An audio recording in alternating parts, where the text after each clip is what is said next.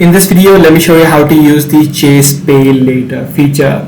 Now there are two options or two features available, both debit cards and credit cards. For debit cards, it is called the Chase Pay in 4, or for credit cards, it is called Chase Pay over time. So depending upon what you have, you could use either of these options. So in order to use it for debit cards and in order to be eligible for it, you need to make a transaction anywhere from $50 to $400. Only then you will be eligible for this payment.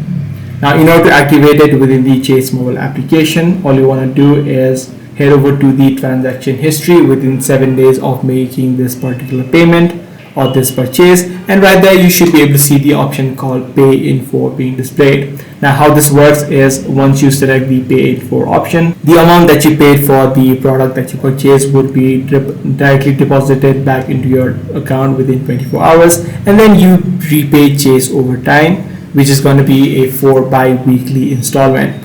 Secondly, if you have a credit card, you can also follow a similar process, which means you will need to activate it within the transaction history of your card, and there you'll be able to see the option called Pay over time being displayed. You can simply activate it and you would not need to pay any sort of interest there as well. So that's pretty much all there is to it. If this video was helpful to you, be sure to subscribe. I'm going to see you in the next one.